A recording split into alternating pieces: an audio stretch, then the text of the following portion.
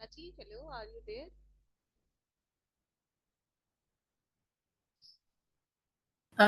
जी आप क्या बोल रही हैं? आवाज नहीं आई।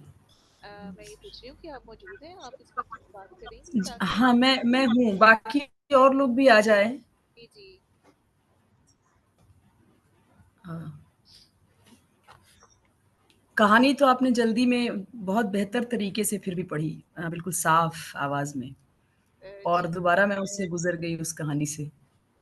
हाँ जी, वो मैंने यही था कि टाइमली हमारा हो जाए ताकि हम इसको ना टाइमली कर हम्म। सकें, टाइम को देखते हुए, मद्देनजर रखते हुए। जी।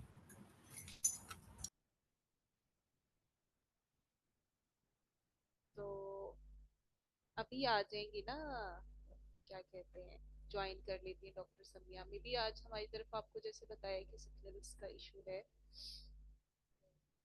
होपफुली के अभी ज्वाइन कर ले। अच्छा, आप अमर खान जी के बारे में हमें और बताएं, आपने इनका क्या पढ़ा हुआ है? मैंने तो सिर्फ यही एक स्टोरी पढ़ी हुई है।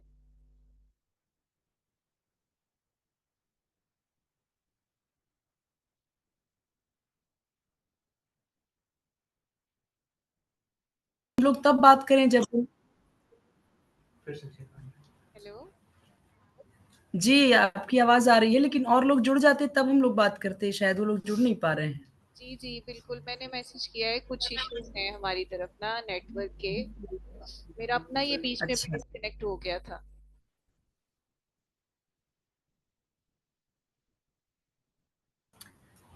अगर आपने दोपहर का भोजन पढ़ी है और उससे आप में इतना बदलाव आया है, तो बाकी अमरकांत की कुछ और कहानियां हैं, जैसे बहुत ही अच्छी कहानी आपको लगेगी जिंदगी और जोंक। जी जी, ये मैंने बहुत ही पढ़ा। अच्छी। हाँ जी, हाँ, इनको मैं जब मैं देख रही थी ना, उनका ये पढ़ा है मैंने।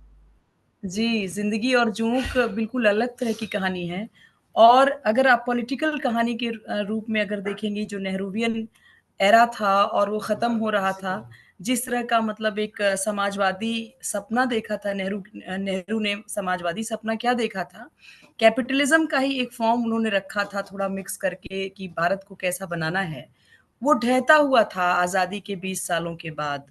तो जी ये जो कहानी है दोपहर का भोजन, वो 1956 की कहानी है। जी ऐसी ही उनकी एक बड़ी इंपॉर्टेंट कहानी है हत्यारे, जो 1962 में लिखी गई। और 60s का जो दशक रहा है भारत के लिए, वो बड़ा ही इंपॉर्टेंट पॉलिटिकल उथल पुथल का दौर रहा है। और उसमें वो जो नेहरूवियन एरा था, जिसमें तमाम स्वप्न थे आज़ादी के बाद क्या क्या चीज़ें होंगी, कैसा देश बनेगा। और सोवियत संघ से भी प्रभावित थे नेहरू, और उसके भी कुछ कुछ रूप उन्होंने लिए हुए थे, लेकिन वो सारा कुछ कैसे रिविजनिज्म के दौर में जाते जाते वो अंततः वो कैपिटलिस्ट देश के रूप में तब्दील होता जाता है। बल्कि हत्यारे कहानी में आप देखेंगी कि किस तरह से वही रिविजनिज्म जो नेहरूवियन एरा से भारत बन रहा था, उसी की कोख में जो है वो फाशिज्म कैसे पल रहा है, जिसका जिसको हम आज, जिसके रूप में हम आज के बनते हुए भारत को देख रहे हैं। तो ये जो कहानी थी दोपहर का भोजन, वो तो फिर भी उसमें तो एक गरीबी और बेरोज़गारी की कहानी है ना उसमें। जो तीनों बेटे हैं, एक तो पढ़ जी रहा है और पढ़ने में बड़ा तेज़ है, और एक जो है वो कहीं प्रूफ रीडर है, लेकिन इतने में पूरा नहीं पढ़ता है, और पिता की नौकरी चली गई है।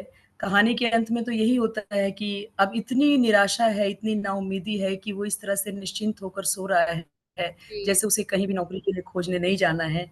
और सबसे ज़बरदस्त इस कहानी में है, शायद कम लोगों का ध्यान गया है, और मैं समझती हूँ ऐसा ऐसा मैंने मतलब पढ़ते हुए मुझे बार-बार इस बात का एहसास हुआ है कि जो तीसरा बच्चा है, जो 6 साल का है, वो बच्चा वो मर गया है। वो भूखमरी के शिकार हो रहा है, वो परिवार जो लोअर मिडल क्लास है, जो किसी तरह अपनी जी ज़िंदगी चला रहा था। तो वो जो मक्खियाँ हैं, जो मेटाफर के रूप में मक्खियाँ बहुत बढ़ गई हैं, या अपनी गंदी ब्लाउज़, वो उसके चेहरे मुँह खुला हुआ है, पसलियाँ निकली हुई हैं, जी जी और लास्ट में वो जब खाती है तो वो रोटी का आधा टुकड़ा बचा देती है। एक वो जो औरत है ना सिद्धेश्वरी, वो जानती है कि अब वो बच्चा बचने वाला नहीं है या बचा नहीं है, इसलिए जब वो रोटी का टुकड़ा अपने मुँह में डालती है तो उसकी आँखों से आँसू निकल पड़ते हैं। और ज़िंदगी कितनी कठिन है, मुश्किल है, कि बिल्कुल। सारी चीज़ें बीत जाने के बाद भी इंसान ज़िंदा रहने की जद्दोजहद करता है। और वो एक निवाला डालती है और वो ये सोचती है कि एक तो वो देख रही है कि उसके वो खुद नहीं खा पा रही है और बाकी अपने हस्बैंड को, अपने बच्चों को किसी भी तरीके से वो चाहती है कि उनका पूरा पेट भरे और बचा-खुचा जो है, इतनी गरीबी में भी औरत की ज़िंदगी जो आपने बताया कि हमेशा पीछे, हमेशा कम खाना, हमेशा सबको खिलाकर सबकी ज़रूरतों को ध्यान में रखते हुए करना और ये तो है ही लेकिन साथ ही साथ बेरोज़गारी, बेगारी, कैसे एक मिडल क्लास बिल्कुल नीचे-नीचे जाता जा रहा है, कैपिटलिज़्म का उभार हो रहा है भारत में 1960s के दशक में और अमीरी और गरीबी के बीच जो अंतर है वो बढ़ता जा रहा है। और जो तीसरा बच्चा है वो सिर्फ़ वही जानती है कि वो अब बचा नहीं है, इसलिए वो उसके उसके हिस्से की आधी रोटी एक मतलब एक रिलीजियस कारण से भी कोई मौत हो गई है इस रूप में उसको रखती है और आधी रोटी खुद खाते हुए उसे उसे अजीब भी लगता है ना कि घर में मौत है, घर में भूखमरी है, खाना नहीं है, लेकिन फिर भी इंसान जो है, इतनी चीज़ों के बावजूद इंसान कैसा कैसा हो जाता है इंसान कि उसे रहना पड़ता है, उसे जीना पड़ता है, ज़िंदगी की कठोर रास्तों पर चलना पड़ता है। तो एक प्रेमचंद भी इस तरह की कहानियाँ लिखा करते थे, इसीलिए कहते हैं कि उस दौर में प्रेमचंद की परंपरा को, प्रेमचंद के ट्रेडिशन को, प्रेमचंद ने जिस तरह से लिटरेचर में रियलिज़्म को रखा और सिर्फ़ काल्पनिक कहानियाँ जिसमें कि चाँद-तारे, आसमानी बातें हों, उससे अलग हटकर ज़मीनी कहानियाँ लिखने का जो सिलसिला चलाया, उसे अमरकांत ने और यशपाल ने भी आगे बढ़ाया। तो और भी बहुत सारी बातें हैं, तो क्या हम लोग इसको जारी रखें? मैं थोड़ा-सा इस पर भी बोलती और थोड़ा-सा 2 हत्यारे कहानी भी उनकी इम्पोर्टेंट है, कभी मौका मिलेगा तो वो थोड़ी दूसरे तरह की कहानी है, उस पर भी हम लोग बात कर सकते हैं। तो आप बिल्कुल। जैसा कहें आगे। जी वंदना जी, आप इस पर आगे भी बात करें। असल में मैंने आपको बताया हमारी तरफ इशू है नेटवर्क का। तो डॉक्टर समिया मल्टीपल ट्राइज कर रही हैं लेकिन उनकी ज्वाइन नहीं हो पा रही मीटिंग। तो it's only you and me, तो हम इस पर डिस्कस करते हैं। चूंकि हमारा ये सेशन रिकॉर्ड हो रहा है तो हम अपने यूट्यूब पर डालेंगे तो बहुत सारे लोग उससे वहां से सुन सकते हैं हमारी डिस्कशन को। तो आपने बड़ी अच्छे से इस कहानी की सारी जो नुएंसेस हैं वो बताई हैं। जैसे मैं भी पढ़ रही थी अमरकांत के बारे में, इनका इंट्रो और वो बाकी सारी इनके बारे में बातें, तो बिल्कुल ये प्रेमचंद की ही जो रिवायत है उसको ही आगे बढ़ाते हुए, जैसे अगर हम प्रेमचंद का अफसाना कफन देखें, वो एक अदब का एक शाहकार हम कहते हैं कि वो है। और जो है वो उर्दू लिटरेचर या हिंदी लिटरेचर अगर आप कहें तो उसमें वो एक माइलस्टोन की भी हैसियत रखता है। और मैं जब भी मैं अफसाना पढ़ती हूँ मुझे एक वो नया ही रुख दिखा रहा होता है उस अफसाने में से। हमेशा मुझे पढ़ के ऐसा लगता है कि इसको मैंने पहली दफा ही पढ़ा है।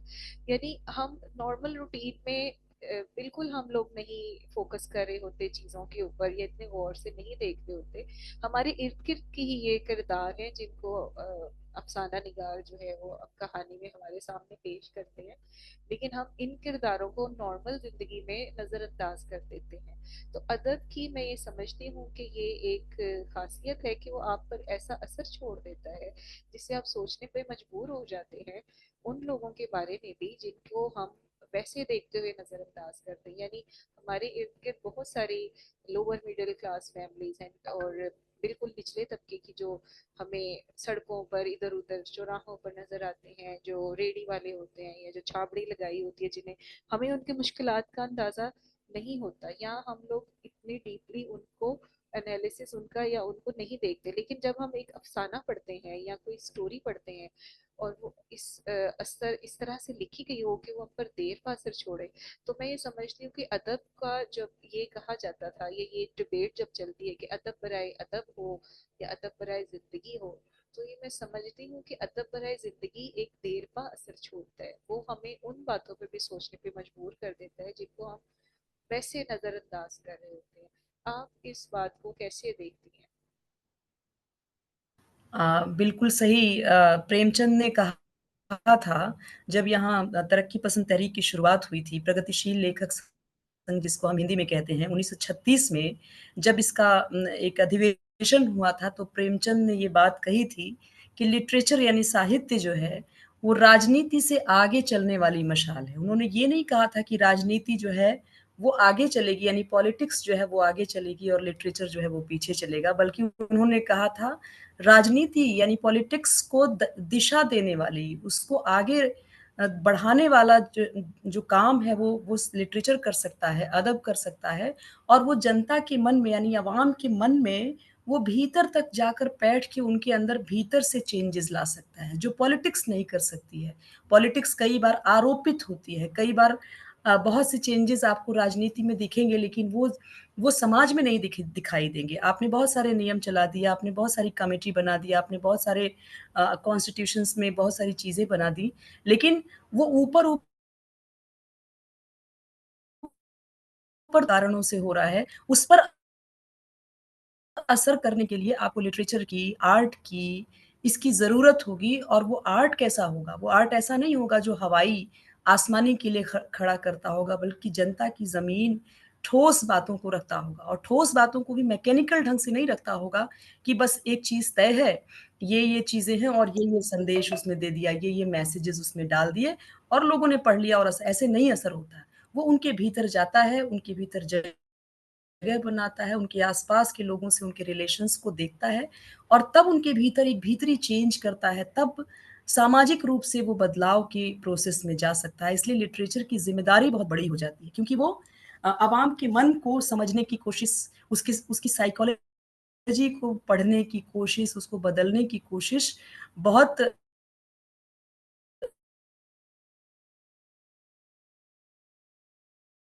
भीतर तक करता है और बहुत स्थायी यानी रूट्स तक जाके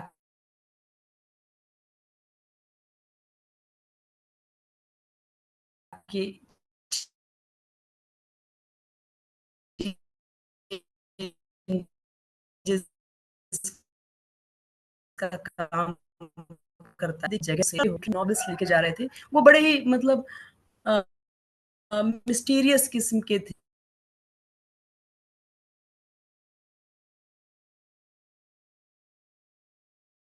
इन पर लाकर दुनिया में जो चेंजेस हो उस पर भी उन्होंने निगाह डाली और इस तरह से हमारा अदब जो है वो ज़्यादा विकसित होता है। अब ये देखिए कि कफ़न कहानी की आपने चर्चा की और इस कहानी से वो बहुत उसका जुड़ाव है इस कहानी से। आप देखिए कि प्रेमचंद ने भी गरीबी और गुर्बत की उन तमाम कारणों से ज़्यादा उस दृश्य को दिखाया है, उस पूरे समाज को दिखाया है। कारण तो आप खुद जानने की कोशिश करेंगे जब आप कहानी से गुज़र जाएँगे तब। और सिर्फ़ गरीबी दिखाने वाले भी लेखक बहुत सारे रहे हैं कि उन्होंने गरीबी उसमें थोड़ा-सा सिम्पैथी डाल कर के लिखा, लेकिन ऐसे लेखक जनता के लेखक नहीं बन पाए हैं, अवाम के राइटर वो नहीं बन पाए हैं। उनको उनके भीतर नहीं जा पाए हैं। इसमें अमरकांत की बड़ी भूमिका रहेगी और अमरकांत नेहरू के साथ नेहरूवियन एरा को पसंद भी किया करते थे। लेकिन उस स्वप्न को जब उन्होंने देखा कि ये खत्म हो रहा है और उसमें पूंजीपति वर्ग जो कैपिटलिस्ट जो तबका है वो बढ़ता जा रहा है और उसमें एक अपॉर्च्यूनिज्म राजनीति में किस तरह से घर कर रही है, तब उन्होंने वहाँ से अपने वो संबंध खत्म किए और उसका क्रिटिक रखा, जो आगे की एक कहानी जिसकी चर्चा मैं करूँगी हत्यारे कहानी में किया, जिसमें 2 कैरेक्टर होते हैं, एक गोरा होता है, एक काला होता है और दोनों का नाम उन्होंने नहीं रखा है। और दोनों एक हँसी मज़ाक में एक-दूसरे से बात कर रहे हैं कि अरे मैं तो अगला नेहरू तो मैं ही हूँ, तो एक कहता है कि अच्छा तुम नेहरू हो, तो बताओ और क्या-क्या करना है? तो बोलता है कि अरे केनेडी से बात किया, तो केनेडी तो कह रहा था कि आप हमारे यहाँ आ जाइए और मैं अगर तुम मेरे मिनिस्ट्री में आओगे तो मैं तुम्हें जो कास्ट वाला जो क्योंकि इंडिया में कास्टिज़्म का बहुत बड़ा रोल है यहाँ की सोशल स्ट्रक्चर में और आज भी उसमें मतलब एक हायरार्की चली आ रही है। तो वो जो गोरे और काले का जो मेटाफर उन्होंने लिया है, उसमें बताया कि जो जो सवर्ण जातियाँ होंगी, जो जो सो कॉल्ड बड़ी जातियाँ कही जाती हैं, जो ज़्यादा संपन्न रही हैं पहले से, वो कैसे उसको इंडियन डेमोक्रेसी के आ जाने के बाद, कॉन्स्टिट्यूशन के आ जाने के बावजूद वो उसको दबा कर रखना चाहती हैं। तो कहता है कि तुम्हें मैं अपनी मिनिस्ट्री में ये वाला रोल दे दूँगा, हाँ, तुम थोड़ा बहुत सीखते रहना, लेकिन तुम कैसे सीखोगे? तुमको तो अभी करप्शन करना भी नहीं आता है, कैसे पैसे के लेन-देन किए जाते हैं, कैसे औरतों को देखा जाता है और फेमिनिज़्म भी हम लोग लाएँगे। वो कहता है फेमिनिज़्म आएगा, देखो मिसेस सिन्हा हैं, वो कैसी साड़ी पहनती हैं, कैसी स्लीवलेस ब्लाउज़ पहन के कैसे मॉडर्न किस्म की महिला है और देखो इलिस्ट्रेटेड वीकली और तमाम मैगजीन्स दुनिया भर की राजनीति पर बात करते करते वो उसके भीतर एक एक करप्ट माहौल की तैयारी करते हुए उससे बात करता है और बोलता है कि फेमिनिज्म भी हम लाएंगे, लेकिन फेमिनिज्म क्या है, कैसे औरतों को देखना है, और तुम्हें तो अभी उसके मजे लेने भी नहीं आए हैं, तो तुम कैसे इस देश को संभालोगे। और यही बहुत तरह की बातचीत करते करते करते ये दोनों मतलब दोस्त हैं और दोनों एक तरह से मेटाफर के रूप में इंडियन डेमोक्रेसी की धज्जियां उड़ाते हैं, जो कि वैसा हो भी गया था। और धीरे धीरे जाते जाते वो एक मजदूर बस्ती में जाते हैं जहाँ वो एक औरत है जिसका बीमार बच्चा है और वो कुछ खाना बना रही होती है, तो उसको कुछ पैसे उसको कहते हैं कि उसके साथ सेक्स के लिए वो प्रस्ताव डालते हैं, तो वो कहती है ठीक है। और जब वो दोनों आते हैं वापस तो वो बोलती है कि मेरे पैसे दो। तो वो बोलते हैं कि पैसे तो हम नहीं देंगे, और उसको कुछ इधर उधर करके और वो भागते हैं। तो मजदूर बस्ती के लोग उनके पीछे पड़ते हैं कि ऐसे लोग आए जो हमारे यहाँ आके ऐसा ऐसा काम कर रहे हैं, इस तरह की बातें कर रहे हैं। और उसके बाद एक जगह वो जाते हैं जहाँ लैंप पोस्ट है सड़क पर, और वहाँ एक यूथ मजदूर जो है, युवा मजदूर जो है, वो उनके पीछे पड़ता है और उनको उनके उसका कॉलर पकड़ता है। इसमें से जो गोरा वाला लड़का होता है वो उसको एक चाकू निकाल के उसकी हत्या करता है, मतलब उसका मर्डर करता है। इस कहानी का नाम है हत्यारे। तो हत्यारे कहानी ये बताती है कि किस तरह से वर्किंग क्लास की हत्या के आधार पर एक नया मिडिल क्लास तैयार होगा, जो इंडियन डेमोक्रेसी के भीतर सेंध लगा करके ऊपर ऊपर से सारी मॉडर्निज्म की बातें, फेमिनिज्म की बातें, डेमोक्रेसी की बातें, इक्वलिटी की बातें, या सोशल डिस्क्रिमिनेशन को कैसे खत्म करना है, इसकी बातें करने के भीतर जो वो काम करेगा उसकी धज्जियां वो उड़ाते हैं हत्यारे कहानी में। और 62 के दशक में जहाँ पर कि यहाँ पे कांग्रेस में भी बंटवारा हो चुका है, कम्युनिस्ट पार्टियां भी बढ़ चुकी हैं और धीरे धीरे यहाँ नक्सलवाड़ी मूवमेंट आकार ले रहा है। और आगे आने वाले 8-10 सालों में इमरजेंसी के माहौल तैयार हो रहा है। तो इस पूरे इस उथल पुथल को उन्होंने वो दो कैरेक्टर के माध्यम से हत्यारे कहानी में बताया, और बताया कि जहाँ पर जो अगर आप समाजवादी देश की कल्पना करते हैं जहाँ पर कि गरीबों के लिए भी बराबर हक हुकूक हो, उनको एजुकेशन हो, सोशल डिस्क्रिमिनेशन जो जाति के आधार पर है, क्लास के आधार पर है, उस वो सारा वो अंतर मिटे। तो अगर आपने सोवियत संघ से भी उसकी सीख ली है, क्योंकि 1917 में वहां पर जो रेवोल्यूशन हुई थी तो उसका प्रभाव भारत पर बहुत ज्यादा रहा। हालांकि 90 के दशक में तो टूट गया, लेकिन एक समय पर इसका प्रभाव था जब नेहरू यहाँ पर थे। तो अगर आप उसको लेते हैं तो आपने उसको पैचेस की तरह लिया है, जिसको कि हमारे सारे लेखकों ने जाहिर किया। मैंने पिछली बार भी कहा था कि फैज साहब ने कहा कि ये दाग दाग उजाला, ये शब्द ये हम सब के लिए नहीं है, कहीं इसमें दाग है, इसमें अंधेरे कोने हैं, और ये सबके लिए नहीं आया है। कौन आजाद हुआ किसके माथे से गुलामी की। तो नेहरू ने ये जो किया, जो पैचेस पैचेस की तरह बनाया जिस डेमोक्रेसी को, और वो एक पुराने जो शासक वर्ग है, जो पुराना जो सत्ता पर बैठा हुआ पहले मालिक रहा है, वही एक नए फॉर्म में इस डेमोक्रेसी के अंदर भी वही शासक वर्ग वही कुर्सी पर बैठ करके वही उसी उसी तरीके से आम जनता को दबाने की कोशिश करेगा, और ऊपर ऊपर से डेमोक्रेसी का नाम चलता रहेगा, इक्वलिटी का नाम चलता रहेगा, आधुनिकता का नाम चलता रहेगा, और वर्किंग क्लास की हत्या के साथ ये और फलेगा फूलेगा। और इसी नेहरू के मॉडल से आने वाले भारत में फासिस्ट शक्तियों का उभार होगा, यानी जो फैशिज्म है उसका उभार होगा। और देखिए कि आज इंडिया में वो ताकतें उसी कांग्रेस की कोख से पैदा होकर यहाँ पर आई हैं। तो जिस नेहरूवियन एरा को एक बार अमरकांत ने उसकी प्रशंसा की थी, उसकी तारीफ की थी, उसको उन्होंने समझा और आगे चल के उन्होंने बताया कि ये जो टेंडेंसी है ये भारत में फासिस्ट ताकतों के उभार की चीज है। बहुत सारे लोगों ने इस कहानी को कहा कि ये उनके लिए है जो स्टूडेंट पॉलिटिक्स पर है, क्योंकि उसमें दो युवा हैं और वो भटके हुए हैं और वो बड़बोले हैं, और वो तरह तरह की इंडियन डेमोक्रेसी पर बात कर, अमेरिका से आपका कैसा संबंध हो, चीन से कैसा संबंध हो, उस पर बात करते हुए वो डेमोक्रेसी को एकदम से उसको खत्म करने की बात करते हैं। तो लेकिन इसमें सिर्फ यूथ जो स्टूडेंट पॉलिटिक्स है वही नहीं है, बल्कि पूरे 20 सालों के बाद 1947 के बाद, जब 1950s में जब हमारा कॉन्स्टिट्यूशन बनता है, और उसके बाद 20 साल के बाद जो हमारा स्वप्न, जो सपना है वो टूटता है कि जैसा देश हमने चाहा था वो देश तो वैसा नहीं बन रहा है। बेरोजगारी, भूखमरी, इनइक्वलिटी, औरतों के साथ दरिंदगी, ये सारा कुछ बढ़ता जा रहा है। तो ये कौन सा स्वप्न था और कौन सी ऐसी चीजें थी जिसने इसमें सेंध मारी, और किस समाजवाद के नाम पर मारी, और या फिर आपने सोशल वेलफेयर के नाम पे जो चीज़ें आपने की वो कहाँ चली गई, इसका इसका पूरा क्रिटिक हत्यारे कहानी रखती है।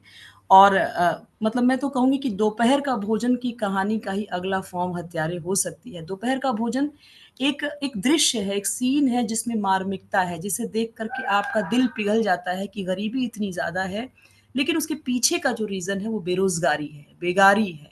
हाँ, उसमें एक औरत तो भई बहुत सारी समानता होने के बावजूद औरत अभी पिछड़ी हुई है, तो वो औरत सिद्धेश्वरी भी वहाँ दिखाई पड़ती है। और इसके बाद अगर इसका ठोस रूप आप देखना चाहेंगे तो हत्यारे में देखेंगे, और ज़िंदगी और जोंक में देख सकते हैं। एक बहुत अच्छा उनका उपन्यास भी रहा है, इन्हीं हथियारों से, वो भी बहुत ही मतलब ज़बरदस्त उपन्यास रहा है।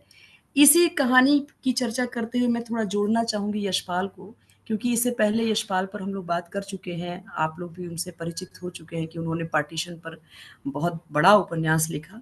यशपाल ने भी इस तरह की कहानियाँ लिखी, प्रेमचंद के ही चीज़ों को आगे बढ़ाते हुए, और उन्होंने कहा कि जैसे गरीबों को हम कई बार समझते हैं कि ये कितने इनह्यूमन हैं, कितनी गंदगी में रहते हैं, है ना? क्योंकि हम उस क्लास को जानते ही नहीं हैं, तो हम उसको रीज़न्स को नहीं जान के उनसे नफ़रत करते हैं। तो उन्होंने एक कहानी लिखी, उस कहानी का शीर्षक मुझे याद नहीं आ रहा है, दुःख का अधिकार। वो कहते हैं दुखी भी वही होता है जिसको, जो अफ़ोर्ड कर सकता है दुःख को, जो दुःख को अफ़ोर्ड नहीं कर सकता है, वो वो दुखी रह नहीं सकता, क्योंकि ज़िंदगी उसे कैसे, एक एक मज़दूर के घर में कोई मर भी जाएगा तो भी उसे ठेला खींचने जाना है, उसे काम करने जाना है, उसे वो रोता रहेगा, उसका दिल रोता रहेगा, लेकिन उसे खाने खाने खाने के लिए काम करना पड़ेगा। जो खाया-पिया अघाया हुआ क्लास है, जिसके पास चीज़ें पहले से भरी हुई हैं, वो तो दुःख मना सकता है। तो वो बताते हैं उस कहानी में कि एक औरत है जिसका बेटा मर गया है, और अगले ही दिन वो फिर सब्ज़ी बेचने जाती है, मुँह झुका कर के सब्ज़ी बेच रही है। उसमें एक पंडित आके कहता है कि 12-13 दिन हमारे यहाँ मौत होती है तो छुआ नहीं जाता है, ये लोग तो इतने गंदे लोग हैं कि ये हमें भी पाप चढ़ा देंगे, ये नहीं कि चुपचाप रहें। एक कहता है कि बताओ, इसका बेटा मर गया है, उसको पैसे की पड़ी हुई है, ये आके सड़क पर बैठ कर के सब्जियाँ बेच रही है। इन लोग को तो दुःख भी नहीं होता, इतने इनह्यूमन होते हैं, इनको बस पैसे की पड़ी रहती है। एक आके कहता है कि देखिए ना, उनके घर में उनका बेटा मरा था, एक औरत की बात करता है। उनका बेटा मरा था तो 2 महीने तक वो बिस्तर से उठ नहीं पाई थीं। उठें तो उनको चक्कर आ जाए, गश खा जाएँ और गिर जाएँ, 2-2 डॉक्टर लगे हुए थे सिरहाने, और इन लोगों का देखिए। तो देखिए, यशपाल बताते हैं कि ये जो जो वर्किंग क्लास है, और जिसको हम और कुचल रहे हैं, जिसके बनाए हुए माल पर हम वैल्यू पैदा करके अपने देश का डेवलपमेंट और उसकी जीडीपी बढ़ा रहे हैं, उसी को हम कैसे गाली देते हैं कि वो इनह्यूमन है। तो दुःख जिसको कि हम कहते हैं, अगर एक राइटर जो है दुःख को दिखा देता है तो पढ़ने वाला बड़ा खुश हो जाता है, या खुश तो नहीं होता, मतलब उसके अंदर एक, उसके दिल में एक दया आती है कि अरे ये क्या है। लेकिन दुःख दुःख का की राजनीति जो है वो यशपाल ने जिस तरह से दिखाई, ठीक उसी तरह से अमरकांत ने दोपहर का भोजन में दिखाया। जब सिद्धेश्वरी एक टुकड़ा अपने मुँह में डालती है और जानती है कि उसका बेटा मर चुका है, फिर भी वो निवाला अपने गले में उतारती है, और उसे उतरता नहीं है, आँख से आँसू टपक जाते हैं, फिर भी वो खाना खाती है। और अपने घर वालों को उस रात सुखी रखने के लिए उसने ये खबर किसी को नहीं दी कि अब वो बच्चा जो है, उसको, वो शायद बहुत दिनों से उसे बुखार था और वो मरने की स्थिति में है, मक्खियाँ भिनभिना रही हैं, लेकिन वो सबको खिलाकर खुद खाती है। उस कठोर, वो बहुत मुश्किल समय को, जैसे मैंने यशपाल का आपको बताया कि उसका बेटा मर गया है, लेकिन वो दुःख नहीं मना सकती, दुःख मनाने का उनके पास टाइम नहीं है, उनके पास जगह नहीं है, उसका उसका हक उनको नहीं है कि वो दुखी रह सकें ज़्यादा देर तक। तो जैसे यशपाल ने बताया वैसे ही इसमें वो निवाला उतारती है, और उस जैसे ही निवाला जाता है उसकी आँख की कोर से एक आँसू टपकता है, वो अपने बेटे को देखती है, और एक फटी पुरानी साड़ी जिस पर पैचेज़ लगे हुए हैं, उस साड़ी से उसको ढक देती है। और जो उसका पति है, उसका हस्बैंड है, वो ऐसे सो रहा है जैसे जैसे अब ज़िंदगी में उसको कभी नौ, मतलब बेरोज़गारी का आलम ये है कि सारी उम्मीद ख़त्म हो चुकी है। तो ये कहानी सिर्फ़ ये नहीं है कि इसमें एक गरीबी है और एक ये औरत का है, इसमें पूरी पॉलिटिक्स है उस समय के हिंदुस्तान की, वर्किंग क्लास की या मध्य वर्ग के नीचे टूटते जाने की कहानी आती है। और हमेशा से अमरकांत ने इस चीज़ को बढ़ाया। आपने कफ़न कहानी की भी चर्चा की, तो बस थोड़ी-सी है, चूँकि आप लोगों तक ये बात नहीं गई होगी। भारत में आप जानते हैं कि जाति को लेकर के बहुत सारे काम हुए हैं और जाति को लेकर के एक वर्ग ऐसा है जो कहता है कि हमारे साथ बहुत अन्याय हुआ, जाति के आधार पर, रंग के आधार पर हमारे साथ भेदभाव किया गया है। तो वो जो दलित कम्युनिटी है, वो कफ़न कहानी को पसंद नहीं करती है, प्रेमचंद पे सवालिया निशान लगाती है और वो कहती है कि वो जो कफ़न में बुधिया है, जो प्रेग्नेंट है और उसके ससुर और उसके पति जो है वो आलू खा रहे हैं और आलू के लिए लड़ रहे हैं और वो बुधिया के पास नहीं जा रहे हैं, ऐसा हमारा समाज नहीं है। हम भूखे मर जाएँगे लेकिन हम अपनी औरतों के साथ ऐसा नहीं करते और कफ़न का पैसा कलेक्ट करते हैं वो झूठ बोल कर के और अपनी बहू यानी अपनी पत्नी को माधव और घीसू नाम के उसमें 2 कैरेक्टर हैं, वो दोनों उसको कफ़न ना ओढ़ा के ऐसे ही जला देते हैं और उस पैसे से वो खाना खाते हैं और शराब पीते हैं और कहते हैं कि क्या ज़रूरत है कफ़न की, जब ज़िंदगी जीते ही हमें कपड़ा नहीं मिला तो मरने के समय कफ़न की क्या ज़रूरत है।